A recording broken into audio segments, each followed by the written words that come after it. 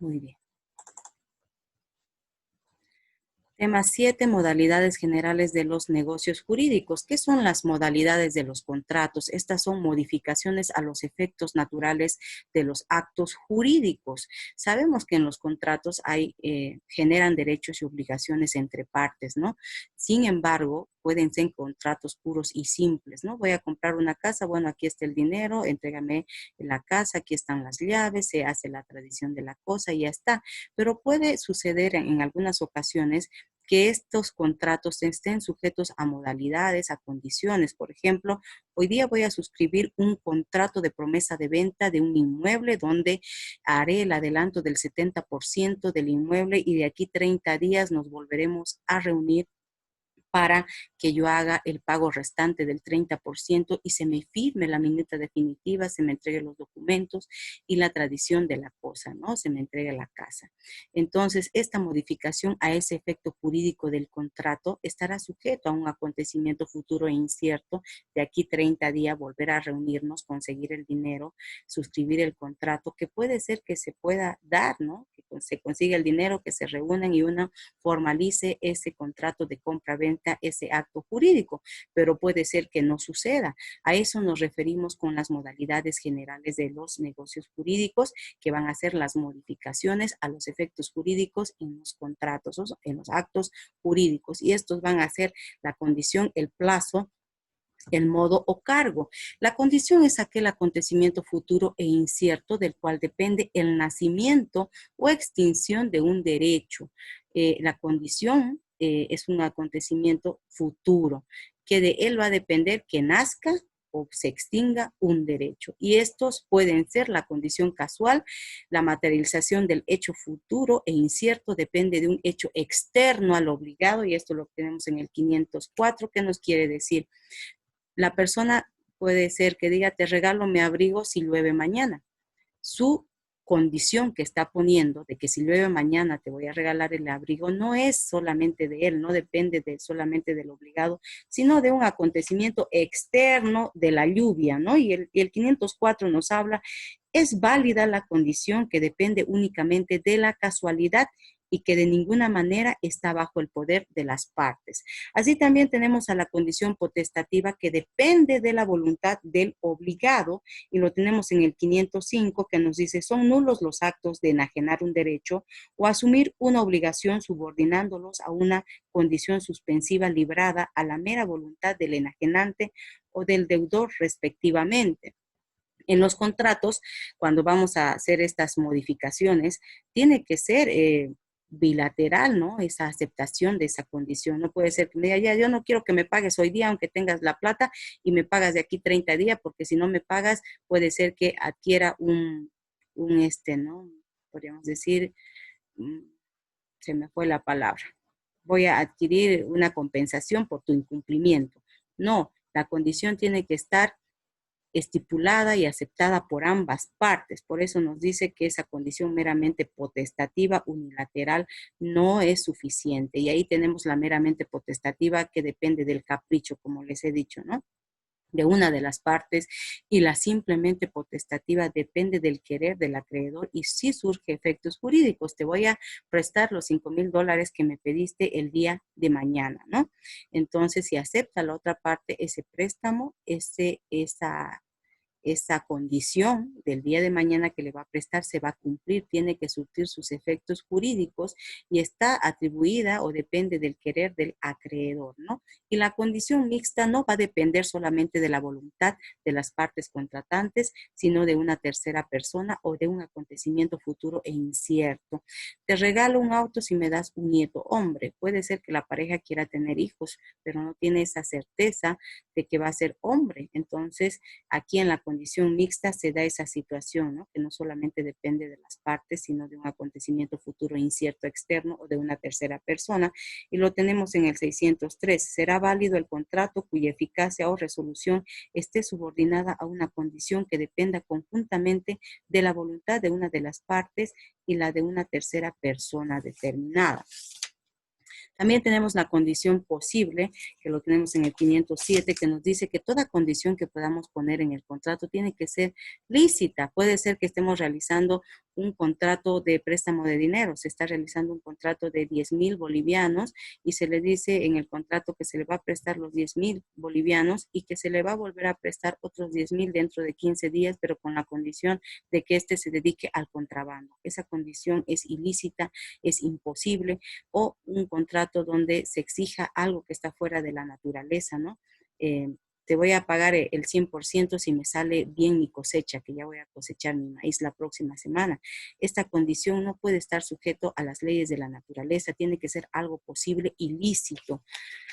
Y como les digo, siempre tiene que haber voluntad bilateral de las partes para establecer esas condiciones, no pueden ser unilaterales. Y el 507 nos dice, las condiciones ilícitas y las condiciones imposibles se consideran no puestas, salvo que la condición haya sido el motivo determinante para la realización del contrato, caso en el cual este es nulo.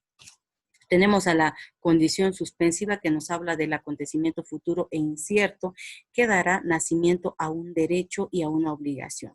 Y la condición, en ese tipo de condición suspensiva, por ejemplo, si pasas la materia de contratos, te regalo un coche.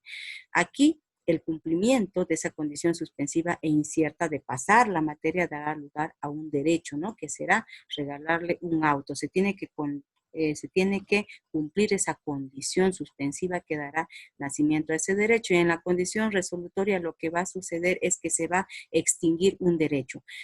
Te presto mi auto mientras sigas soltero. El acto jurídico ya nació, está utilizando el auto.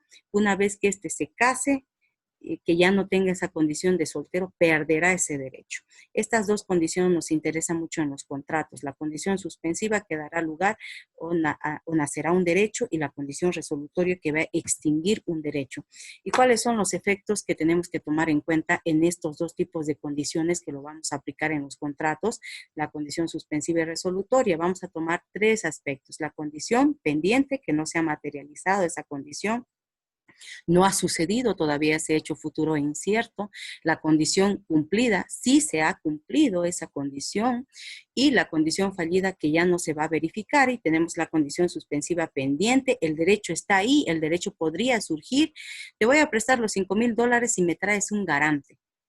Ahí está pendiente esa condición suspensiva que dará lugar a ese derecho de ser beneficiario de ese préstamo. Entonces, puede ser que traiga a ese garante, ¿no? Entonces, esa condición suspensiva pendiente se convertiría en una condición suspensiva cumplida. Ha nacido ese derecho expectaticio que estaba ahí pendiente. Entonces, la otra parte le realizará ese préstamo y será fallida cuando ya se tenga la certeza de que no se va a producir.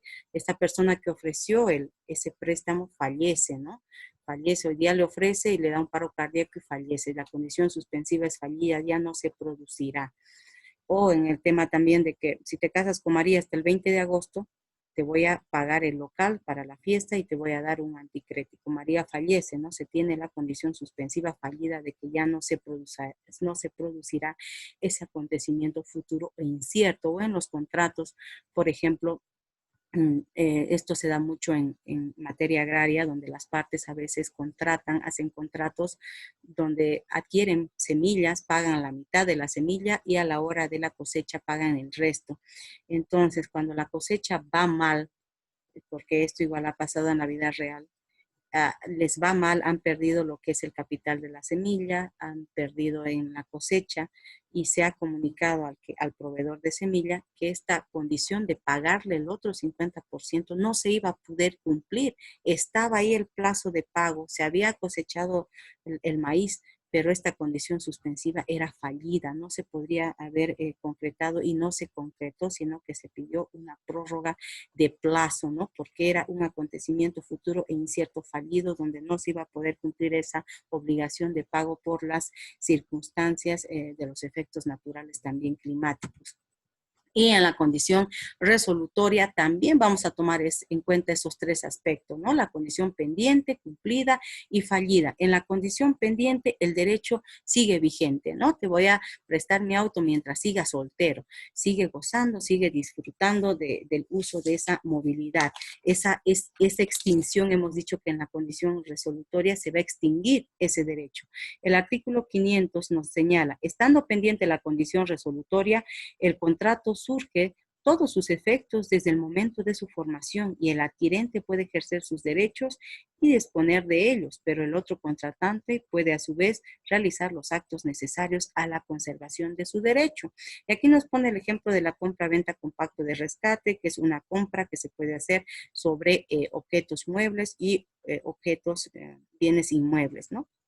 En el caso de los contratos de compra-venta con pacto de rescate, nos habla que estos tendrán un plazo para rescatarlos de 1 año y en el caso de bienes inmuebles de 2 años. Mientras existe el plazo, el término esté vigente, esta persona podrá recuperar ese bien inmueble, ¿no? Realiza un contrato de pacto de rescate de un inmueble por la suma de $20,000. El vendedor aquí está transfiriendo ese vehículo y se está dando un plazo, ¿no? Hoy día 6 de agosto, 5 de agosto, y mi plazo será hasta el 15 de diciembre, donde yo pueda recuperar esa casa devolviendo el dinero que se me ha prestado. La condición está pendiente, ¿no? Él tiene ese derecho expectaticio de poder recuperar ese bien inmueble. Y cuando la condición está cumplida, se va a extinguir ese derecho, ya no va a tener ese derecho de recuperar su bien inmueble, va a llegar el plazo, no consiguió el dinero, entonces el comprador que ha adquirido esta propiedad mediante esa forma de contrato de compra-venta con pacto de rescate, se convertirá ya en ese propietario real, ¿no? Dejando de lado todas las condiciones que se pudieron haber formado en la constitución del contrato. La condición resolutoria se ha cumplido, ya no va a poder hacer uso de ese derecho, se ha extinguido su derecho de recuperar y será fallida esa condición cuando se tenga la certeza de que ya no se producirá ese acontecimiento futuro e incierto que extinguirá ese derecho, ¿no? Puede ser que el vendedor fallezca, ya cómo va a poder recuperar ese bien inmueble. Si está dentro del plazo, lo hará la esposa. O en otro ejemplo, que te digan, bueno, te regalo este coche mientras salgas de la carrera en 5 años. Salió en 5 años, no se aplazó, entonces esa condición resolutoria fallida ya no se cumplirá, ya no se extinguirá ese derecho porque ha cumplido los 5 años, no se ha aplazado, él seguirá con ese derecho por el resto del tiempo, ¿no? Porque la condición resolutoria fallida ya no se cumplirá. Él aprobó los 5 años de derecho sin aplazarse. Y el plazo o término, que también lo utilizamos mucho en los contratos, nos habla de ese acontecimiento futuro cuyo vencimiento depende del ejercicio y extinción de un derecho. Hay 2 clases de término, el suspensivo y el extintivo. Y vamos a dar lectura a lo que es el plazo suspensivo. ¿Qué nos dice en nuestro código respecto al término plazo? En el 508 nos habla de la llegada de un acontecimiento futuro incierto, de la llegada de un acontecimiento futuro y cierto, puede hacerse depender el ejercicio o la extinción de un derecho. El término inicial o suspensivo y el término final o extintivo surgen sus efectos solo a partir de su llegada. Ejemplo de término inicial suspensivo. Hoy realizo un contrato de mano de obra para que me levanten 2 habitaciones en mi lote de terreno.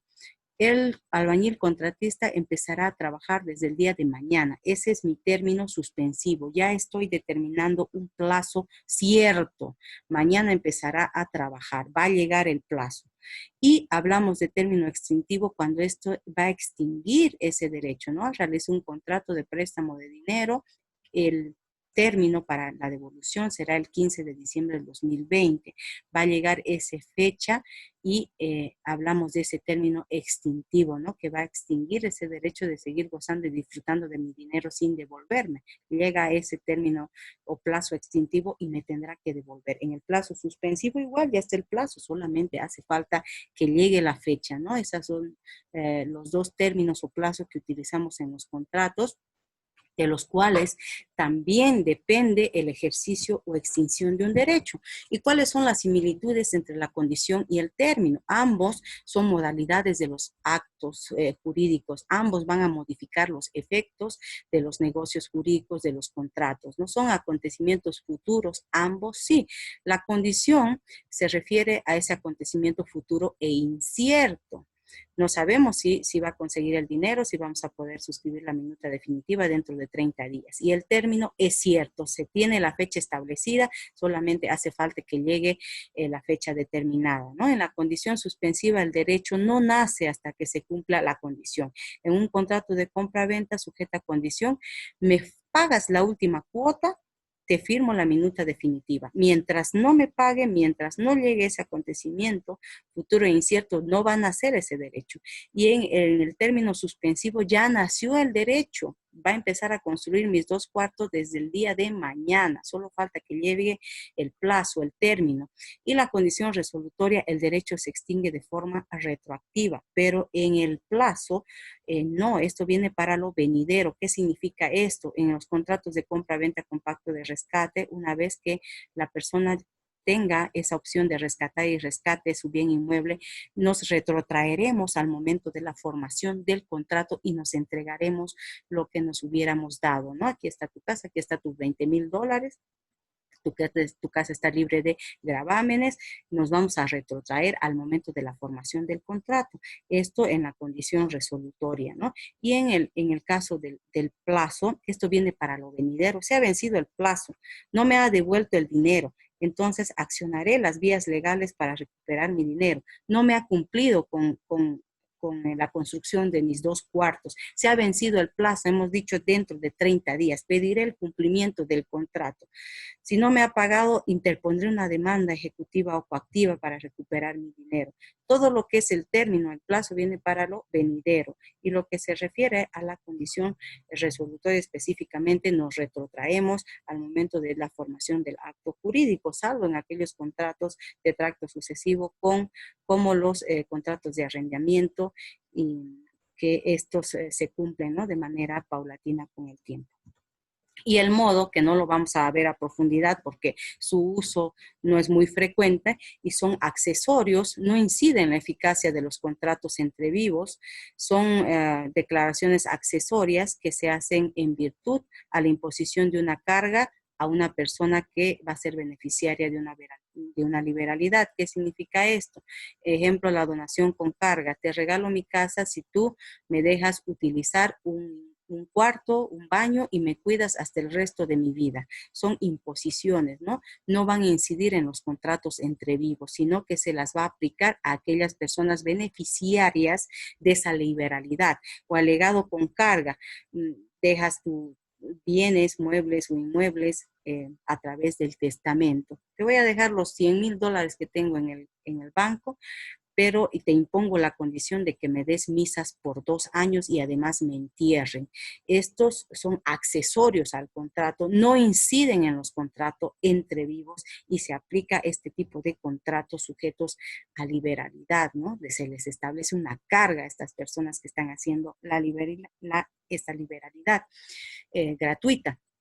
Por ejemplo, yo escuché un caso de una señora ya que tenía a su hija con un problema de retinosis pigmentaria, donde ella estaba perdiendo la visión, el campo visual que nosotros tenemos lo estaba perdiendo y estaba quedando así ciega, solamente podía ver por un tubito y el diagnóstico era malo, ¿no? Entonces esta señora le dice a la señora que le ayudaba con la limpieza, con la cocina: yo te voy a dar un departamento si tú te quedas a cuidar a mi hija por el resto de su vida, ¿no? Porque yo me voy a morir, ya estoy viejita, ¿quién la va a cuidar? Dice, ¿no?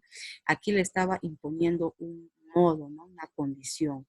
Por esa liberalidad que ella estaba haciendo, le estaba exigiendo que se quede a cuidar a su hija por el resto de su vida, por ese problema de la vista, ¿no?